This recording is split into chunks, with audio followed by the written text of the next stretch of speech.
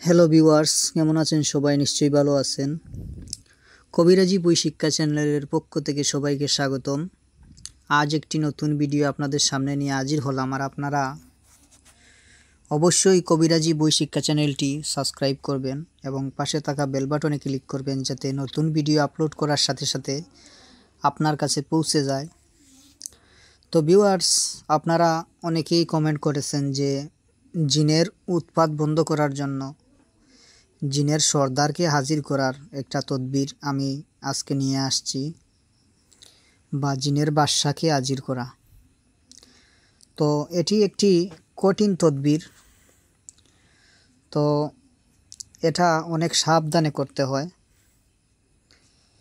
এটি অবশ্যই আমলকারীর দ্বারাই সম্ভব, সবার দ্বারা এটা সম্ভব নয়। রোগীর শরীরে আপনারা জিনের সর্দারকে হাজির করতে পারেন। মনে করেন কোনো রোগী যদি আপনার কাছে আসে এবং অনেক চিকিৎসার ফলে, অথবা আপনার বলতে চাচ্ছি যে অনেক চিকিৎসার ফলে যদি রোগীর উপকার না হয় বা জিন তার শরীর থেকে না যায়, এবং অনেক তদবির করার ফলেও আপনি ব্যর্থ হয়েছেন, তাহলে এই কাজ আপনি করবেন। তবে এই কাজ করতে হলে অবশ্যই আপনাকে আমলকারী হতে হবে। আমল যদি ভালো না জানা থাকে তাহলে এই কাজে হাত দিবেন না, নালে হিতে বিপরীত হতে পারে। তো ভিউয়ার্স, অবশ্যই জিনের উৎপাত বন্ধ করার জন্য জিনের সর্দারকে হাজির করা বা বাদশাকে হাজির করার তদবির, এটি একটি সামান্য আমল আমি দিচ্ছি আপনাদেরকে। আপনারা অবশ্যই কাজ করতে পারেন। এটি কার্যকারী আমার মনে হচ্ছে। তো এটি অবশ্যই সুলেমানি তাবিজের কিতাব থেকে আমি দিচ্ছি। আপনারা সুলেমানি বইয়ের কাজ তো ও এলাসে লুকমানি বইয়ের কাজ তো আপনারা করেছেন অনেকেই। তো কোনো বাড়িতে কিংবা কোনো ঘরে যদি জিনেরা একত্রিত হইয়া ওই বাড়ি বা ঘরের লোকজনকে কষ্ট দেয় বা কোনো প্রকার ক্ষতি করে, তাহলে নিম্নের আয়াতটি নিম্নলিখিত নিয়মে আমল করিয়া জিনের সর্দারকে হাজির করাও, তার কাছে নিজের অভিযোগ ও অসুবিধা ব্যক্ত করবে। তো আপনারা বুঝতেই পারলেন যে অবশ্যই সে হাজির করতে পারবে। করার পর তার অভিযোগ যে জিন যাচ্ছে না কেন যাচ্ছে না, তাকে বিচার দিতে পারেন।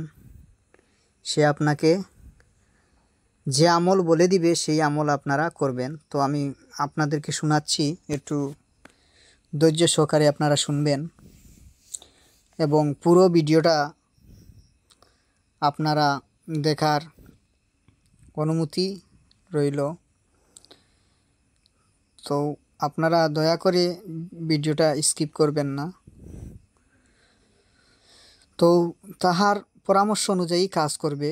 যদি অধিক রাতে নির্জন স্থানে নির্দিষ্ট জায়গায় প্রথমত শরীরের খুশবুদার আতর মাখিয়া এবং ধূপ লুবান জ্বালাইয়া স্থানটি সুগন্ধময় করিয়া লইবে। একটি নির্জন ঘরে রাত্রে অবশ্যই করতে হবে।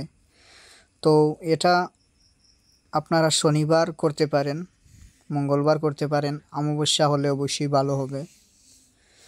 তো প্রথমে আয়াতুল কুরসি, ওই যে আয়াতুল কুরসি আপনারা কী করবেন, পাই করিয়া আপনারা আয়াতুল কুরসি আপনারা পাঠ করবেন। করে আপনার নিজের শরীরে অবশ্যই নিজ শরীরটা বন্ধ করবেন।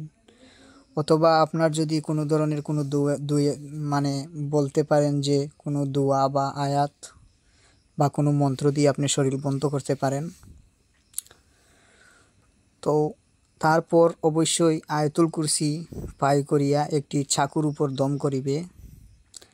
তারপর এই আয়াতুল কুরসি পাঠ করা অবস্থায় উক্ত চাকু দ্বারা নিজের বসিবার স্থানের চতুর্দিকে একটি গোলাকার রেখা টানিবে।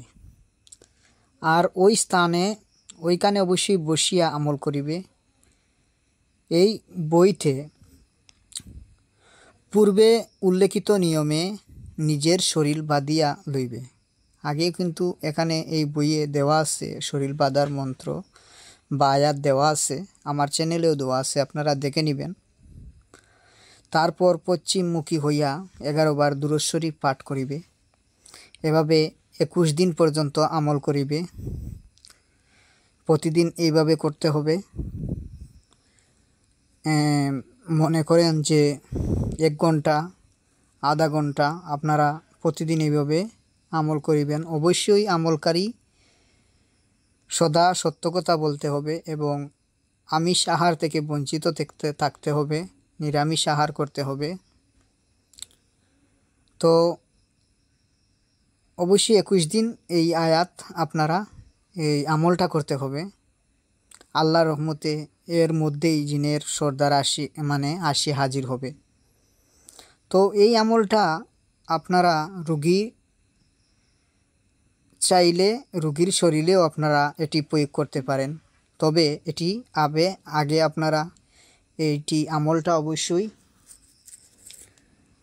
আপনারা হাসিল করতে হবে এবং এই আমলটা অবশ্যই সিদ্ধি করে নিতে হবে, যাতে জিনের সর্দার এসে হাজির হয়। তো তখন আপনার কাছে আল্লাহর রহমতের মধ্যেই এর মধ্যেই জিনের সর্দার আসিয়া হাজির হবে এই 21 দিনের ভিতরেই। তখন তাহার কাছে নিজের বাসনা ও অভিযোগ বলবে এবং সঙ্গে সঙ্গে ইহার প্রতিকার হইবে আর উহার পরামর্শ মতো কাজ করিবে। আর নিচে যে আয়াতটা দেওয়া আছে এখানে অবশ্যই আরবিতে লেখা আছে, আপনারা এই আয়াতটা অবশ্যই ওই যে আগে যে আমি বলিলাম যে আয়াত আপনারা পাঠ করবেন দুরূদ শরীফ পাঠ করার পর, সেই আয়াতটি এখানে নিচে দেওয়া আছে। আপনারা সেটি অবশ্যই প্রতিদিন আপনারা 108 বার বা 21 বার করে বা 51 বার করে, উপরে 51 বার আর নিচে দিয়ে 21 বার আপনারা, আর এর উপরে অনেকবার আপনারা এই আয়াতটি আপনারা পাঠ করতে থাকবেন। তাহলে জিন আপনারা হাসিল করতে পারবেন, জিনের সর্দারকে। আর একবার যদি আপনারা হাসিল করতে পারেন বা হাজির করতে পারেন, তাহলে কিন্তু আপনারা প্রতিনিয়ত এইভাবে রোগীর শরীরে আপনার জিনের সর্দারকে হাজির করতে পারবেন। যে আয়াত জিনের সর্দার আপনাকে দান করবে বা আপনাকে বলে দিবে, সেই আয়াতটি অবশ্যই রোগীর শরীরে প্রয়োগ করতে পারবেন। তাহলে জিনের সর্দার হেসে আপনাকে সব ধরনের পরামর্শ দিতে পারবে। তো অবশ্যই আপনারা বুঝতে পারলেন যে কিভাবে আপনারা জিনের সর্দারকে হাজির করতে পারবেন। আরেকটি ভিডিও আমি আপনাদেরকে নিয়ে আসব কিভাবে আপনারা শর্টকাটভাবে জিনের সর্দারকে হাজির করতে পারেন। আর এটি অনেক পাওয়ারফুল হবে, কারণ এটি সুলেমানি তাবিজের কিতাব থেকে নিয়ে আসছি। এটি কার্যকর হবে, কারণ অনেক নকশাই আমি কাজ করেছি, ভালো ফল পেয়েছি। তো ভালো থাকবেন, সুস্থ থাকবেন, আগামী ভিডিওতে দেখা হবে। ধন্যবাদ।